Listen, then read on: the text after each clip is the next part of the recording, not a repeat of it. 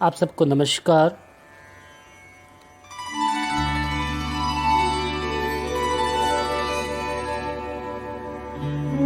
आप सबको नमस्कार। आपका अपना विक्रम आज हाजिर है आपके समक्ष आज फिर से।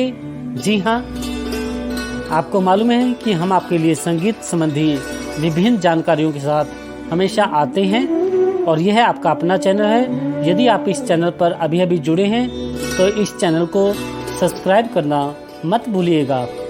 जी हाँ, चाहे आप संगीत प्रारंभिक विद्यार्थी हैं यानी कि अभी संगीत सीखना प्रारंभ किया है, चाहे आप संगीत की दिशा में आगे बढ़ रहे हैं, चाहे आप कॉम्पिटिटिव एग्ज़ाम दे रहे हैं या फिर आप सिर्फ संगीत को सुनना मात्र ही अपना मन का मनोरंजन करते हैं, उन सब के लिए कुछ ना कुछ हम हमेशा लेकर आते हैं और आते रहेंगे।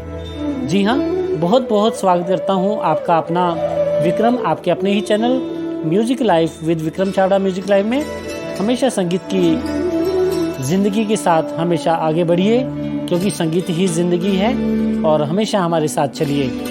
जी हाँ, जैसे कि हमने बात की थी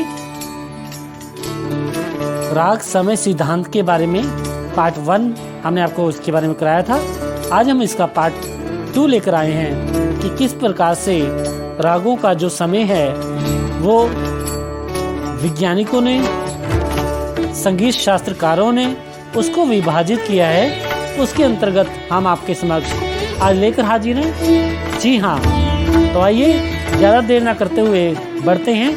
यदि आपको हमारा वीडियो पसंद आए तो लाइक कमेंट शेयर जरूर कीजिएगा और इस वीडियो को बीच में स्किप मत कीजिएगा, वरना अधूरी जानकारी आपको पता ही है। तो हम ये चाहते हैं कि आपको अधूरी जानकारी ना मिलकर पूरी जानकारी मिले, तो इसलिए हमारे साथ हमेशा जुड़े रहिए अपने ही channel music life with Vikram Chhabra music life में। चलिए बढ़ते हैं हम।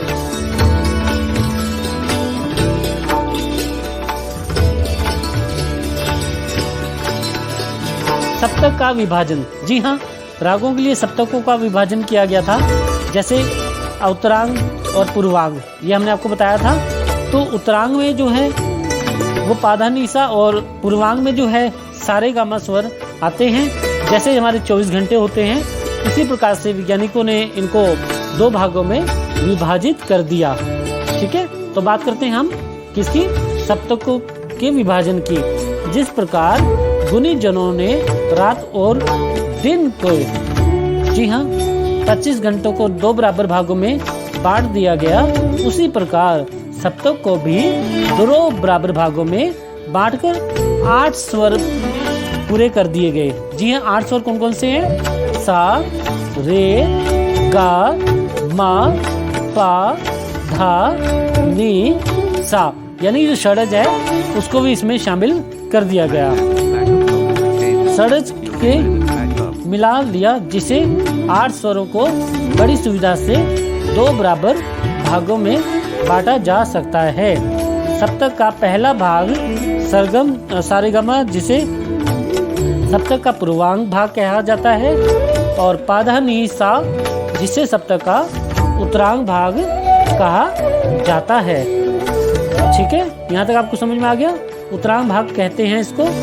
फिर बात करते हैं हम संधि प्रकाश राग कि संधि प्रकाश राग क्या होते हैं। जिस प्रकार से रात और दिन का मिलन होता है, फिर सायंकाल यानी कि दिन का जो अंत होता है और फिर रात्रि का मिलन होता है, तो इसलिए संधि, उसे संधि प्रकाश कहते हैं। जब रात से सुबह की ओर बढ़ते हैं और साय से रात की ओर बढ़ते हैं तो ये संधि काल प्रकाश कहलाते हैं।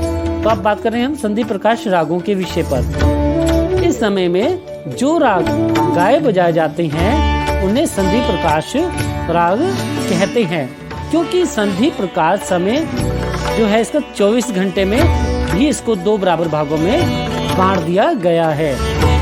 ठीक है, इसको भी हमने 2 बराबर भागों में बांट दिया। किसको? संधि प्रकाश रागों को। संधि प्रकाश राग भी 2-2 भागों में बांटे जा सकते हैं। एक तो है प्रातःकाल, दूसरा है सायंकाल।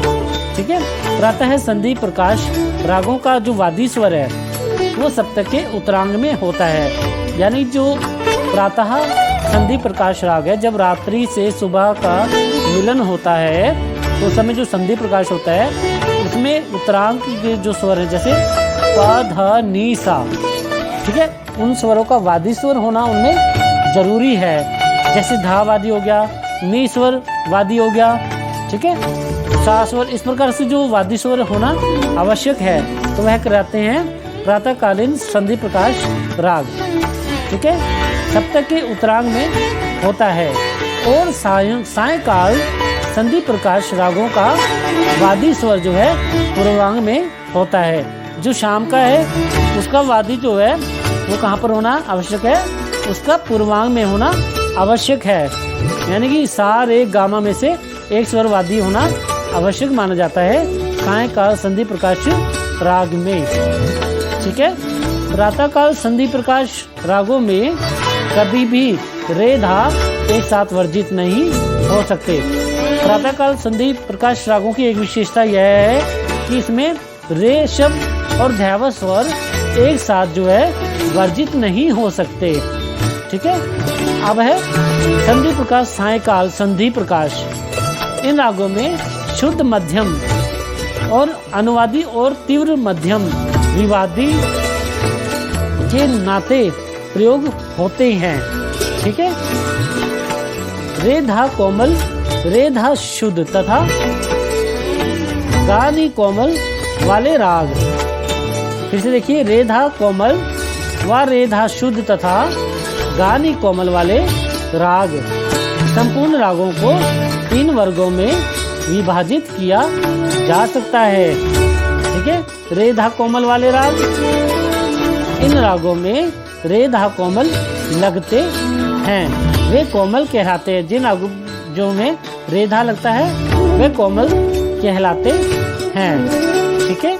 वे कोमल कहलाते हैं क्योंकि उनका उस समय जो है सुंदर प्रयोग होता है जब रात और दिन का मिलन होता है, संधि होती है।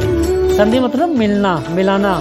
इस समय की अवधि में पूर्वी मारवा और भैरव ठाट के सभी राग गाए बजाए जाते हैं, जैसे भैरव, कलिंगड़ा, जोगिया, रामकली आदि राग गाए बजाए जाते हैं। प्रत्येक संधि प्रकाश राग में ऋषभ कोमल तो होता ही है, साथ ही गंधार सदैव शुद्ध पाया जाता है। तो आपको यहाँ तक समझ में आ गया होगा कि संधि प्रकाश क्या होता है और इसमें प्रातः संधि काल और सायंकाल संधि का प्रकाश राग क्या कहलाते हैं, इनका किस प्रकार से विभाजन किया गया है। तो अब मुझे दीजिए इजाज़त, इसी भाग को लेकर हम फिर से आपके सामने उपस्थित होंगे नेक्स्ट वीडियो में। तब तक के लिए आप सभी मुस्कुराते रहिए।